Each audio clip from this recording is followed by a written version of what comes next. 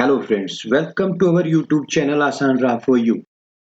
ओम नमो भगवते वासुदेवाय नमः। दोस्तों आज हम बात करेंगे साल 2025 में कामदा एकादशी का व्रत कब रखा जाएगा, पूजा के शुभ अशुभ मुहूर्त, पारण का समय, विधि और साथ ही जानेंगे एकादशी की व्रत कथा के बारे में, इसलिए वीडियो के साथ अंत तक बने रहें। दोस्तों चैत्र मास के शुक्ल पक्ष की एकादशी को कामदा एकादशी का व्रत रखा जाता है। कामदा एकादशी हिंदू नव वर्ष की पहली एकादशी है। इस दिन भगवान विष्णु जी की विधि विधान से पूजा करने पर सभी पापों का नाश और मनोकामना पूरी होती है। दोस्तों इसके अलावा भगवान विष्णु की कृपा से व्यक्ति को सभी सुखों की प्राप्ति भी होती है। तो आइए जानते हैं 2025 में कामदा एकादशी का व्रत कब रखा जाएगा, पूजा के शुभ अशुभ मुहूर्त, पारण का समय, विधि, तुलसी दल कब तोड़ें, तुलसी में जल दें या न दें और कामदा एकादशी व्रत कथा के बारे में। दोस्तों इस साल कामदा एकादशी का व्रत 8 अप्रैल दिन मंगलवार को रखा जाएगा।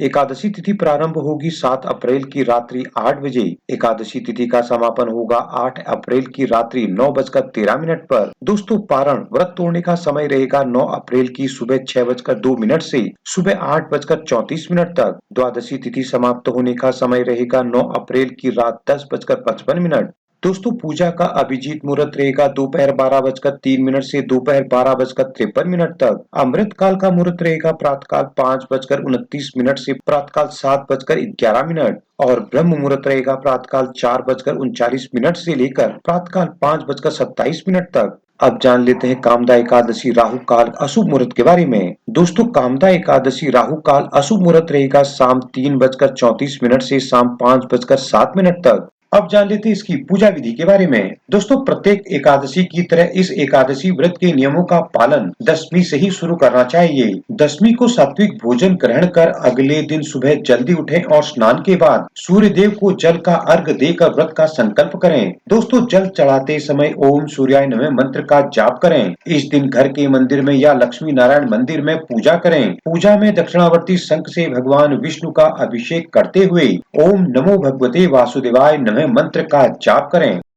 दोस्तों भगवान विष्णु जी को चंदन का तिलक कर पुष्प, धूप, दीप व प्रसाद अर्पित करें। पूजा में भगवान विष्णु जी को केले का भोग और तुलसी दल अर्पित करें। दोस्तों पूजा के बाद भगवान विष्णु की आरती करें और एकादशी व्रत की कथा पढ़ें या सुन लें। दूसरे दिन द्वादशी तिथि पर सुबह विधि पूर्वक पूजन करने के बाद ब्राह्मण या किसी जरूरतमंद को भोजन कराकर उन्हें दान दक्षिणा देकर विदा करें और पारण काल में ही व्रत का पारण करें। आइए जान लेते हैं इस दिन तुलसी में जल दें या नहीं। दोस्तों तुलसी भगवान विष्णु को बहुत ही प्रिय होती है। शास्त्रों के अनुसार एकादशी तिथि और रविवार के दिन माता तुलसी भगवान विष्णु जी के लिए निर्जला व्रत रखती हैं। इसलिए इन दोनों ही तिथियों में तुलसी में जल चढ़ाना वर्जित होता है। दोस्तों मान्यता है कि यदि आप इन तिथियों में तुलसी में जल देते हैं तो उनका व्रत खंडित हो सकता है। इसलिए एकादशी और रविवार के दिन तुलसी में जल देने से बचना चाहिए। अब जान लेते हैं कामदा एकादशी की कल्याणकारी व्रत कथा के बारे में। दोस्तों पौराणिक कथा अनुसार भोगीपुर नामक नागों का एक राज्य था जहां अप्सराएं गंधर्व रहते थे।